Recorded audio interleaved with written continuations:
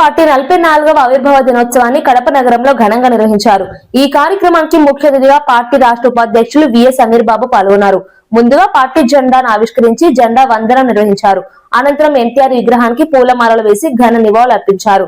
కార్యక్రమంలో భాగంగా cake cutting నిర్వహించి సంబరాలు జరుపుకున్నారు.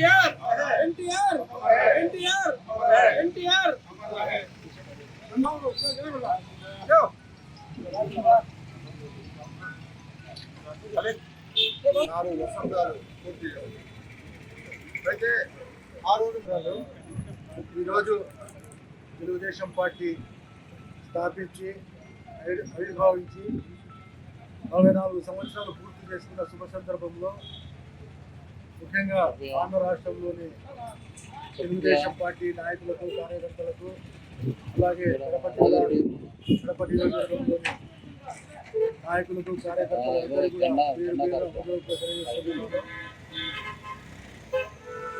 స్వర్గీయులు నందమూరి తారక రామారావు గారు పార్టీ స్థాపించడం ముఖ్య ఉద్దేశం అంటే ఢిల్లీ నడివీడులో మన తెలుగువారి ఆత్మగౌరవాన్ని తాకెట్టు పెడుతున్నారు, ఆ ఆత్మగౌరవాన్ని కాపాడాలనే ఒక నినాదంతో పార్టీ స్థాపించడం జరిగింది. ఆ రోజుల్లోనే ఆయన నటనారంగంలో రారాజుగా సినిమా రంగంలో ఏలుతున్న రోజుల్లో ఆయన ఈ ఆంధ్ర రాష్ట్ర ప్రజలు నాకు ఎంతో ప్రేమాభిమానాలు చూపించారు, నన్ను గుడ్డల్లో పెట్టుకొని వాళ్ళు ప్రేమించారు, వారి యొక్క రుణం తీర్చుకోవాలా, ఈ ఆంధ్రుల ఆత్మగౌరవాన్ని కాపాడాలనే ఏకైక లక్ష్యంతో ఆ రోజు పార్టీ స్థాపించడం జరిగింది. పార్టీ స్థాపించిన ఆయన ఉద్దేశము సమాజమే దేవాలయము, ప్రజలే దేవుళ్ళు అనే ఒక నినాదంతో ప్రజల ముందుకు వస్తే ప్రజలు నీరాజనం పలికి పార్టీ స్థాపించిన 9 నెలలకైనా అధికారంలో వచ్చిందంటే ఏకైక పార్టీ తెలుగుదేశం పార్టీ, నందమూరి తారక రామారావు గారి తెలుగుదేశం పార్టీ.